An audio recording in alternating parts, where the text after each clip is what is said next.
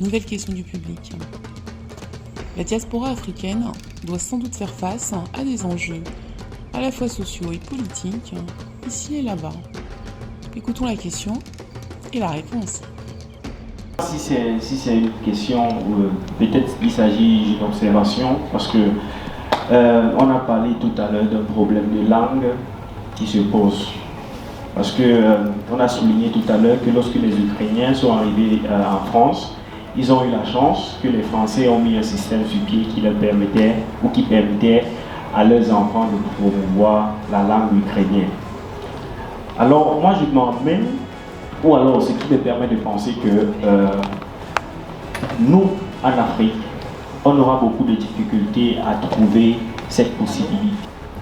Il s'agit de ce que nous, les gens, nous les Africains vivant à l'étranger, nous pouvons faire peut-être pour développer, peut-être pour apporter davantage en Afrique. Alors il y a un problème capital qui se pose.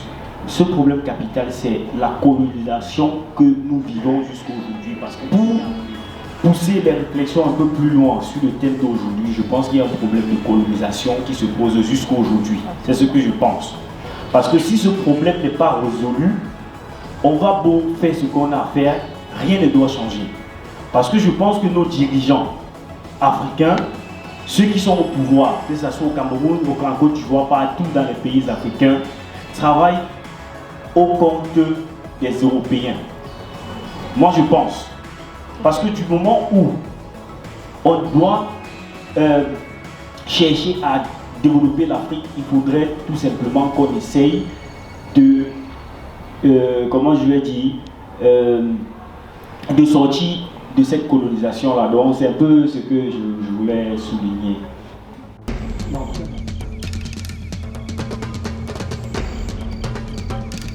Question de la langue, je voudrais juste encore repréciser, l'enjeu c'est pas de lire, l'enjeu c'est de communiquer.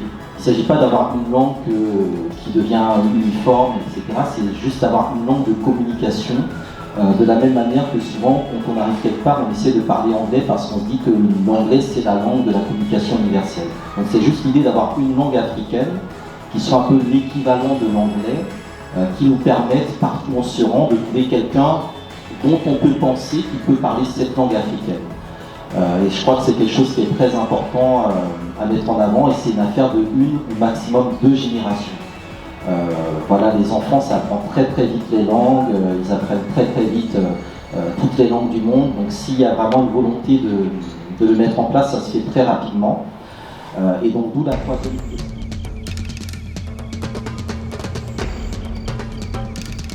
La troisième question, effectivement, sous-jacente à l'observation, mais la question de la volonté politique. Est-ce que nos dirigeants veulent vraiment que les choses avancent? Alors, dans la situation de la diaspora, il y a plusieurs situations. Il y a effectivement, par exemple, ceux qui sont réfugiés politiques. Il y a le fait que sur le continent, il y a des opinions, il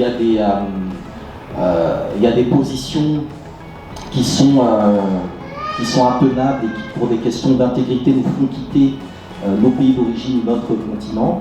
Donc ça aussi, ça doit être mis en avant, la question des libertés publiques, et le fait que, historiquement parlant, on a eu pendant assez longtemps des États qui ont été très méfiants envers leur diaspora. Beaucoup de gouvernements ont généralement considéré que la diaspora était un repère d'opposants, que c'était des gens qui ne faisaient pas forcément allégeance, et c'est encore le cas aujourd'hui dans un certain nombre de pays. En sachant que dans ces diasporas-là, il y en a qui peuvent être effectivement des opposants et d'autres très liés au régime en place. Et donc on va voir se déplacer en diaspora des conflits, des oppositions, des conflictualités qui ne sont pas possibles sur le continent d'origine. D'où le fait qu'une grande partie de la vie politique de nos pays se fait de manière extravertie à Paris, à Bruxelles, à Londres, etc. Parce que sur place, c'est pas forcément évident de poser ces enjeux-là. Et c'est pas une question d'être politique ou apolitique, c'est juste une question de positionnement. C'est parfois même, malheureusement encore, des questions d'identité, d'appartenance ethnique qui nous placent dans opposants ou pro-régime. Donc ça, c'est quelque chose sur lequel on doit effectivement travailler. Comment sécuriser nos positions, nos idées, nos débats politiques, c'est quelque chose qui me semble très important à mettre en avant. Et comment également se positionner dans des situations où très clairement, effectivement, comme ça a été indiqué, quasiment tous nos présidents viennent se faire allumer, passent au moins 1 ou 2 fois par an à l'Élysée ou à la Commission européenne, etc. Donc on voit bien qu'il y a un levier, une tentacule, dont je parle d'ailleurs dans mon livre sur la France-Afrique, néocoloniale, dont on doit tenir compte dans le positionnement de nos organisations, de nos associations, même quand elles se disent apolitiques, parce que tout en se disant apolitique, on est toujours l'objet politique de quelqu'un qui a des agendas, d'un régime qui a des agendas. D'où le fait qu'on doit avoir dans nos organisations un minimum, alors je ne vais pas dire de doctrine ou d'idéologie, mais de positionnement. Et c'est là que la question du panafricanisme devient vraiment essentielle, parce que c'est cette question-là qui peut être le carrefour le point de débat. Et aujourd'hui on parle beaucoup de panafricanisme un peu dans les réseaux sociaux. Dans d'autres cadres c'est moins le cas, mais il y a un travail à faire sur cette notion, sur le fait qu'on a aussi de nouvelles générations de dirigeants qui arrivent. Donc voilà, on a quand même un certain nombre de pays où dans 5-10 ans ce sera clairement plus les mêmes dirigeants en place pour diverses raisons. Donc l'un des enjeux c'est de former les hommes et les femmes qui vont prendre la suite. Et une partie d'entre eux sont formés en diaspora, donc c'est à nous aussi de les identifier, de les soutenir et de faire en sorte qu'ils soient redevables des cadres qu'on a construits, et qu'en même temps qu'ils soient sécurisés vis-à-vis des cadres occidentaux, prédateurs, dans lesquels nous, en tant qu'organisation, en tant que réseau de la diaspora, on ne se reconnaît pas. Donc c'est un travail de diplomatie politique, c'est un travail d'articulation des individualités. Donc c'est un travail par exemple d'identification parmi nos jeunes qui sont ceux et celles qui ont du potentiel, comment les accompagner, comment les entourer, comment les conseiller, comment faire en sorte qu'ils ne se brûlent pas les ailes dans des systèmes qui sont carnivores et qui sont impitoyables vis-à-vis de la jeunesse. Comment également faire du lobbying pour que cette jeunesse-là ait davantage de responsabilités, puisque l'un des enjeux qu'on a en Afrique, c'est que l'âge d'éligibilité est élevé par rapport à la moyenne d'âge de nos populations. Souvent, il faut avoir 35 ans pour être élu quelque part, alors que 70% de la population a moins de 25 ans.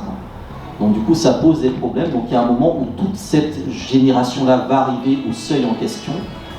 Et là, ça risque d'être un véritable entonnoir dans lequel il pourrait y avoir beaucoup de grabuge. Donc il s'agit d'anticiper ces éléments-là et aussi de voir comment à notre niveau on peut penser aussi d'autres critères de construction démocratique, comment faire de nos organisations les véritables indicateurs du baromètre démocratique du continent africain.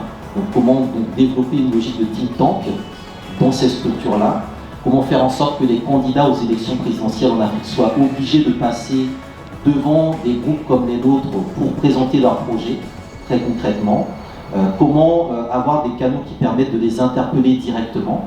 Donc ça, par exemple, on a parlé de la 6e région, c'est comment faire en sorte qu'au niveau de l'Union africaine, cette fameuse 6e région ait une capacité d'interpellation directe des autorités africaines.